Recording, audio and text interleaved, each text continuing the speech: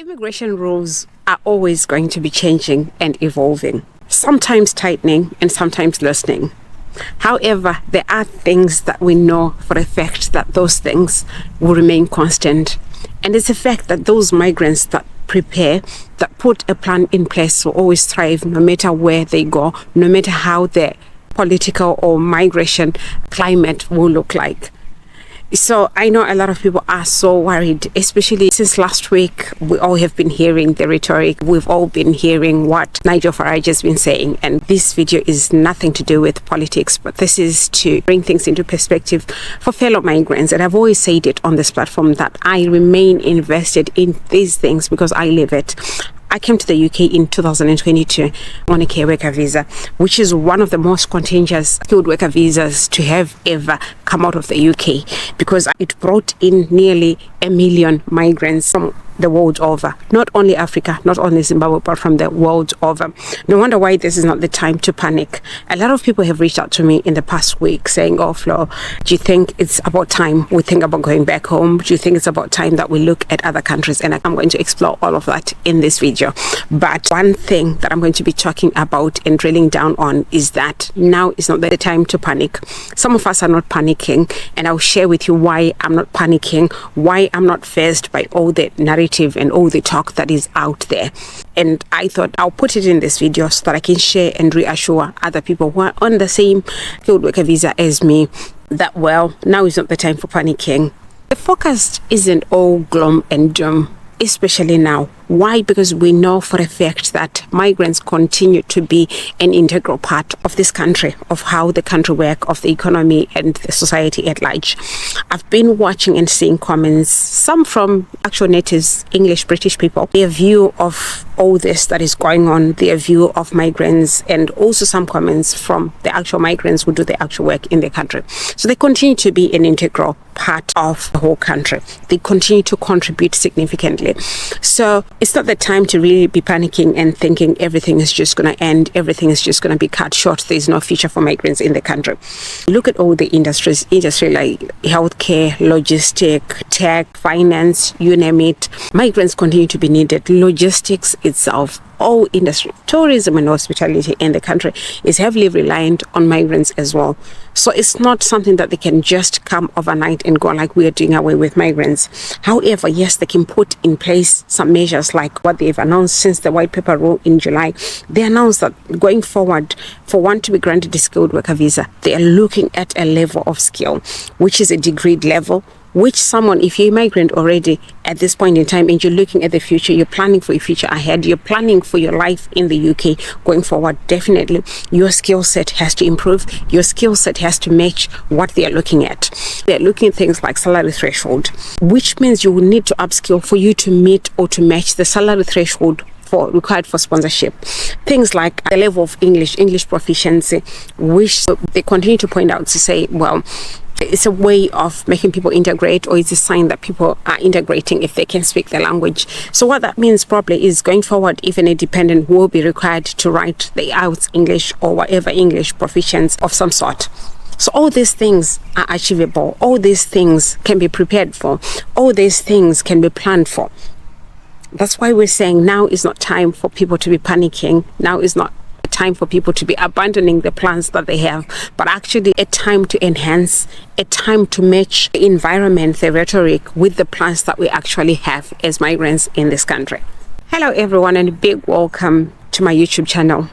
In today's video, I think it's about time that we pause, we breathe, and really have a perspective-filled conversation, because throughout the week, into this week, last week, a lot of people have been asking me the question and asking each other as well the question, what do we do now? What's the next move? And disclaimer, this is not a political video. This is not a video where we'll go on party lines, policies, whatsoever. No, not in this video. But this is at the backdrop of all the conversations that the community has been having, the country has been having since Nigel Farage said what he said about what he would do if he would get into office. And a lot of people have been panicking, especially migrants, whether illegal or legal migrants. Everyone has just been panicking. Communities are panicking. And because I am on a skilled worker visa, I came to the UK in 2022. I'm one of those people really who listened to the whole conversation, and it invoked a lot of emotions, a lot of reactions, a lot of this and that. And we've been talking, we've been following the story, and I thought, well, I'll come and make this video and really share with my people what I think, what I feel. And the biggest thing for me is now is not the time to panic, but a time to be planning, a time to be coming up with solutions to counter that, a time to really be looking at the forecast and what our options are as migrants. So without wasting much of your time, let's get right into it. Some may say, well, he's not in office at the moment, but it's a fact that whatever he says really pushes a conversation in every corner. He drives influence, he influences conversations, he drives engagement, he drives policies to some extent, and that is a fact. No wonder why a lot of people really panicked last week after the statements that he made. And I'm one of those people who really listened to it and reacted to it and felt things after it. And I also came up with a question, so what is next? Yes, the elections will be coming. Yes, there are chances he could end up in office. And where does that leave the migrants at? Where does that leave you and me if you're watching this video and you're a migrant in the UK? And what he said is in line with indefinite leave to remain. I've always said it on this platform that part and parcel of the things that drew me to come to this country on a skilled worker visa. I came on a 5-year visa. Part and parcel of the conditions in that visa was after 5 years I could apply for indefinite leave to remain. And indefinite leave to remain is a pathway to citizenship in this country. It's a pathway that opens up opportunities, especially in the future. And I'll give you a quick rundown of what it does. If one is to attain indefinite leave to remain, what that means is they will move away from being bound to a specific and certain visa. So what that means is you can actually change jobs without any restrictions. You can work in any industry in the country without any restrictions. You won't have to renew your visa consistently. Some are on 3-year visa, some are on a year visa, 5-year visa. So when you attain your indefinite leave to remain in the country, you won't need to renew your visa. In fact, you'll be on a pathway to citizenship after another 5 years, which is a 10-year rule. So the fact that he announced that if he would get into office, he would do away with the indefinite leave to remain, what that, and part and parcel of the things that he said was people would then keep on renewing their visas. What that does is it means people have to fork out more money. It means people remain in the same jobs even if they don't want to remain in that particular industry. They're bound by their visas anyway unless they find another sponsor in a different industry. And I'll give you also a few downsides to these visas. Some visas do restrict people from working in a different industry. I'll give you an example. In my visa only allows me to do a second job within the same industry as well. It won't allow me to work in a different industry altogether. It limits the number of hours that I can do for a second employer. Other people would want to work more over certain periods or in certain weeks. Now, if you're on a skilled worker visa, you cannot do that. Also, there are people who came on these visas, especially those that came on a care worker visa after April of 2024. Those people were not allowed to bring dependents. They had done away with the visa allowing people to bring dependents. But there was hope with them obtaining their indefinite leave to remain. What that meant was they could bring dependents, they could bring a partner, a husband, a wife, they could bring their children once they attain indefinite leave to remain status. But with these statements, with these proposals, what that means is people in those situations may never be able to reunite with their families in this country, and that is heartbreaking. I've had people reach out to me crying, distressed about it, but it's not the end of the world. And there is actually some bit of hope, because anyway, he's not in office and he will have to wait for his turn for him to implement all of the things that he would love so much to implement.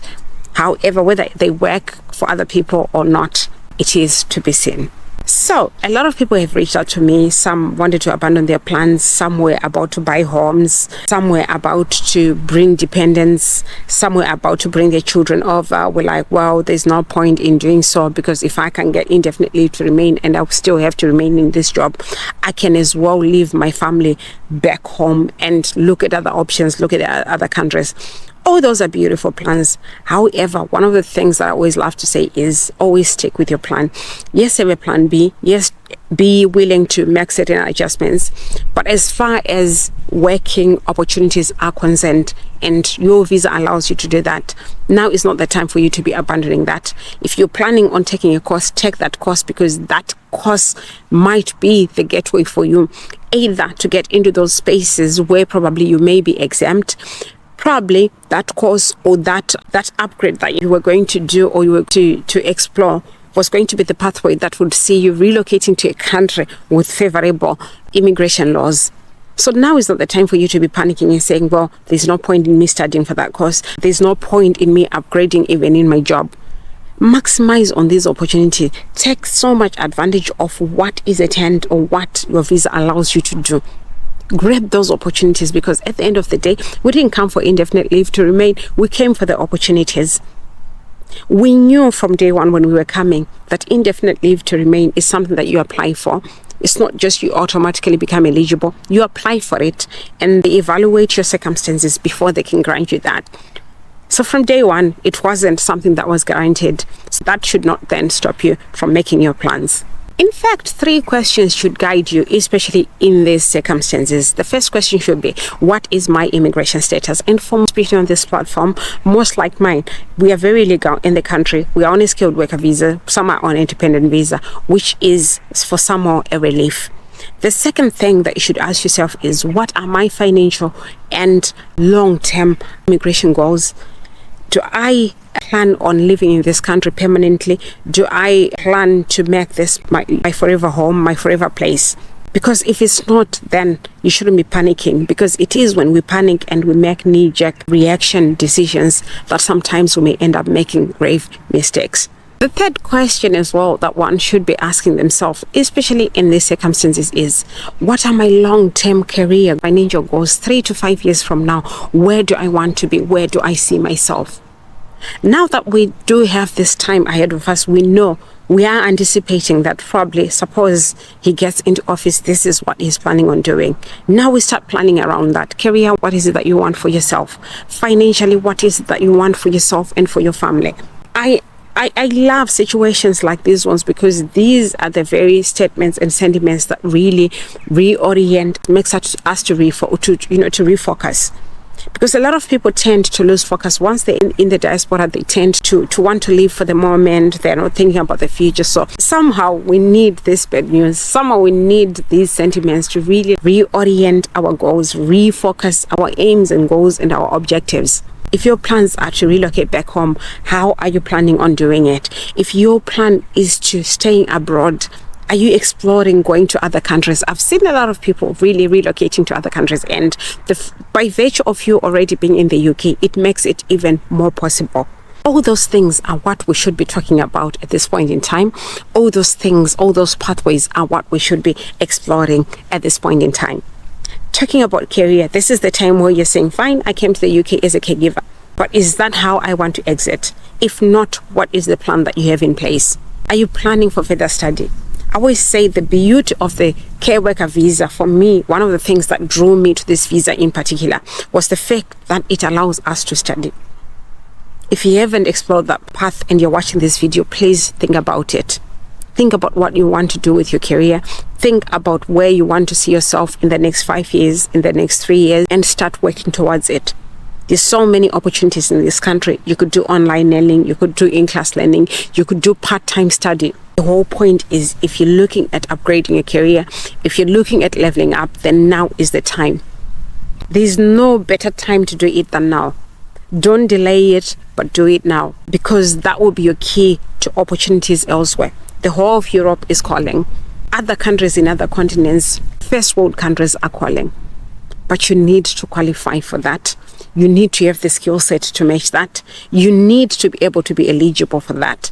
So we can never talk about these things without offering solutions or offering some of the things that we can do. There are a few thing that I do feel, if you're a migrant in the UK at the moment, in this current mood and environment, there are things that you need to do. The first one is to secure your documentation. A lot of people are really messing about with their documentation. Some are working beyond their hours. We've seen so many sad stories. That Nigerian lady who was on a student visa and they were on their third year, but they were sent a letter by the Home Office to say they need to leave the country because they had worked beyond their 20 hours per week visa conditions. If you're watching this video and you are on either skilled worker visa, dependent visa, student visa, now is the time for us to secure our documents. Make sure you're staying within the limits of your visa. Make sure you're staying legal. It's very important because where we are going, where probably in a few years' time you will be applying for your indefinite leave to remain, you would need a clean record. In the event that you also want to try other things, your immigration status and your visa compliance are your migration blueprint. You need to guard that with everything that you have. And I know a lot of people within our communities as migrants will go like, oh, we'll see it when we get there, or we'll see it when the time to apply indefinite leave to remain comes. But I've noticed something as well. They are no longer waiting for you for your next application. Some people have started receiving letters not after they had applied, but the Home Office just is catching up with all of this. So you need to stay on top of that. Even if you're looking into renewal, or if you're looking into renewing your visa or applying for your indefinite leave to remain, make sure you start preparing and gathering your documentation well in advance. You don't want to delay it because you're not ready or because you didn't prepare well in advance. The second thing that I feel you need to do is to strengthen your finances. Now is the time for us to really be financially woke. Keep a good eye on your savings. If you haven't started, it's never too late. Start now. A little bit put away goes a long way. And I know a lot of people are struggling with bills. Cost of living is a reality, but always put away something. Now is the time for us to start building that financial base. Whether the time shall come where we need to leave, go back home, or relocate to another country, financial muscle will play a key and big factor in whatever decision that we're going to look at going forward. Also, make sure you're building on your credit score. This will go a long way in keeping your options open, whether you're going to be investing back home or even buying a home in the country or even investing here. Having a good credit score, having a good financial base will play a major role in securing your options, keeping your options and your doors open. We can never talk about solutions without talking about diversifying our skills, leveling, upgrading. This will again keep your options open. This will. Right now we know the care worker visa has come to an end. So if you're on that visa, you should be looking at what you will do in the next 5 years. Which visa are you going to go on? And you cannot achieve that. You cannot do that without having a clear plan, a clear skill set in place. Some people will become eligible for visas continuously. Some people will be able to shift or to move industries. Some people will always continue to stay relevant to the system, relevant to the country, relevant to the job market. How they achieve that is through upskilling. So do not neglect your career. Do not be so focused on picking shifts without upgrading. Because at the end of the day, what shall matter going forward is your flexibility, being able to join certain industries, you being able to actually move to certain countries, you continuously being able to be marketable, to be on demand, to be headhunted for your skills. So the time for us to be upskilling is now. And I can never keep this information because I believe everyone has got potential. I know some people will be looking at themselves and going like, well, but I don't have any basic qualification. Now is the time for you to be going for your functional skills. Go for anything. Just have that UK qualification. It will come a long way. It will favor your journey going forward. It will be the catapult that you need for the next step. It will be the next catalyst for your next big move. Be it back home, be it here, be it anywhere else abroad. Even if we decide to go back home, you need to go back home with certain skills. You need to be able to go back home and start something. Not to go back home and then go again into struggle. It's not something that we're looking forward to. If you're watching this video, if you're on this platform, we are planning ahead. We are planning for what's coming. The other thing that we can do as migrants is to stay connected as a community. I've noticed that there are a lot of people who really just live in a small cocoon. They go like, oh, I don't interact with people, or I avoid my community. But a lot of people have found themselves in really big mess because they are not aware of what's happening within their communities. I was so shocked when I traveled a few weeks ago and I was talking to fellow Zimbabweans, of course. They were telling me about a huge number of people who have actually relocated to Australia, Canada, New Zealand, and America, coming from this country, the UK. But how can you then know that is what other people are doing when you're not in those circles? By circles, I don't mean you have to physically be going to see people, but follow platforms like this one, where we continuously talk about opportunities. Follow other platforms like the Tulia Group. A big shout out to Rimbi Vonzo. She's doing a sterling job on that platform. I do follow her. Be within these communities where you can get support, where you can get insights into what's coming. These things are for free. So stay connected to your community, stay connected to your people. Share ideas within your communities. This is what we need where we are going. If we are to survive in the diaspora, if we are to continuously have open stream of opportunities, connection is very key. Last but not least, exploring global options. And I know this applies to everybody, not just the newbies. Even if you've been in the country 20 years, now is the time for you to be exploring global opportunities. As a plan B, and I know for most people, they came and they were content with making UK their forever home, making the UK their final destination. But look at the climate, look at what's happening around us. That should be a wake-up call. If you were skeptical about really restarting or redoing relocation again, then think about it, because now is the time. And I've seen other communities, I've seen loads of Nigerians are moving to other communities. It's doable. That's a sign that if you were not thinking about it, then start thinking about it. If you had thought about it and disbanded that plan, then revisit that plan. Countries like Canada, America, the United States, you name it, even in Europe, your skills are still needed. Your UK experience is still very valid, is still gonna, places. And some countries are actually offering relocation packages. Countries like Australia are desperate, especially for people in the medical field, for teachers, and they are offering huge incentives. So don't look at your situation and say, well, I'm in my 50s, where will I go? If you are in your 50s and you're thinking that, look at the Dama Orana Dama visa for Australia. It's giving citizenship for people at the age of 55. So look at your qualifications, look at your experience, and see where you fit in. Other countries really are not age focused comes to, skilled labor that they want. Look at all those things. And last but not least, always think about relocating back home, wherever you came from. There are opportunities everywhere. Now that you've been here, you know skill set that you can go and make use of back home and still survive. The sky should always be the limit if you're a migrant. So to every migrant out there, do not abandon your dreams because the noise has become louder. Instead, pause, breathe, and plan. The future belongs to those that are always evolving, to those that are always ready to, next step, take the next course of action. And the vigilant, those who are constantly of their value, always of how, can change for migrants. So don't abandon those plans. Seek options. Stay calm. Don't panic. Eyes on the ball. It's the season for that. We have seen this before. Some chaos, some of, changes that can happen, especially around migration, opened opportunities for some of us. So in as much as this may look like it's a door that's closing, probably it's just another door that is opening for you to, better. That's how I always choose to look at situations. So that's all I had for you in this season of panic, in this season of uncertainty, in this season of doubt.